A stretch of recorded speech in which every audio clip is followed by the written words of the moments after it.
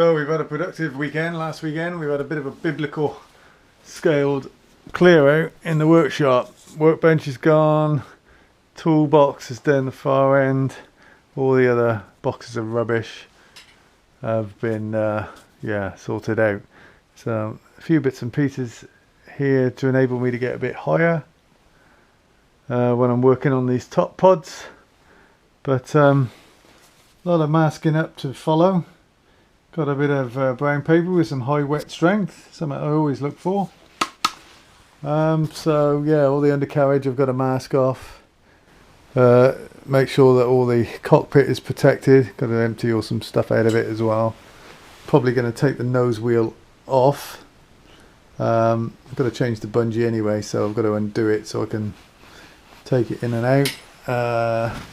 Then I've got to crawl under here, and I want to do the underneath part first, and then I'm going to mask the underbelly off, and then I'm going to do the side pods and the nose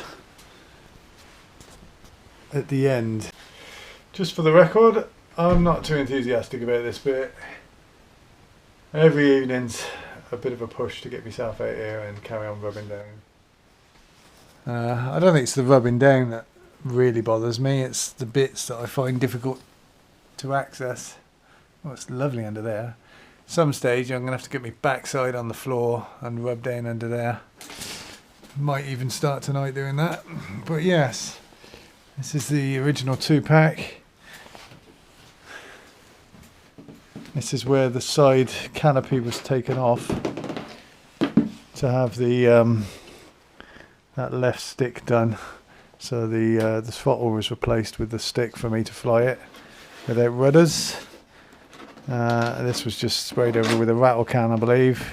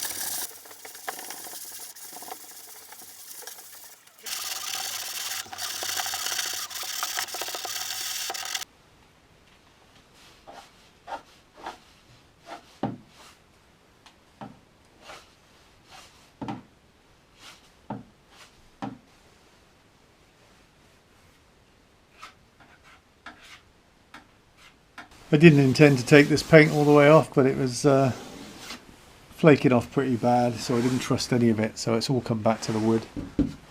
And I'm just starting to fill in now. So just this transition from the glass fibre nose cone to the side panels, just blending that in. And there was a bit of a dip there, so I'm just trying to blend that out. And I don't know how bad it is. There's a few wobbles along there.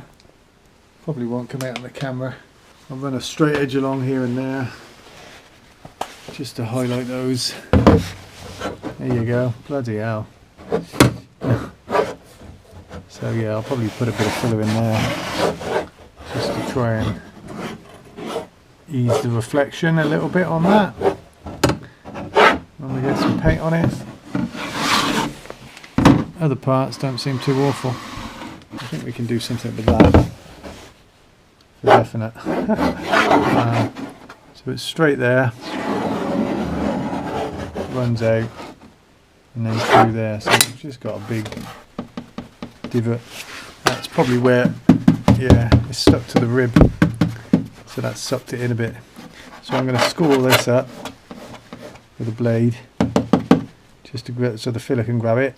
And then I'll put some filler on that area there too. So there we have, first application, just a thin layer, feathered out to the edges. I'll flat that back and then just lift up any little low spots like these bits and pieces, and blend the edges even better. So we seem to be getting there. Next stage is to mask it all up, and I want to get a couple of layers of etch primer onto that wood and build it up so I can then flat it back, get all these scratches out from getting the flaky paint off. So yeah, I'll build that up a little bit, and then I've got to spray this cockpit where the hand controls were altered on this side. This was patched up. There's some epoxy in there with some fibre lam and then some filler over the top, I believe, but it was never painted, so I'm just going to paint the tops edges of these sides of the monocoque again. And I've taken the rudder pedals out, so I've got a couple of little holes and bits and pieces there. I'm just going to finish off and put a bit of grey down in the bottom there. Then I'm going to mask all of the cockpit off, and then start thinking about getting the whole thing finished in red.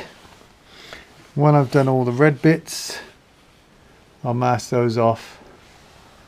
Then I'm going to try and do the white bits. That's the plan at the moment. See if I change my mind as we go along. Well, there we go. It's getting on for 1/4 kilo that I've saved off the airframe.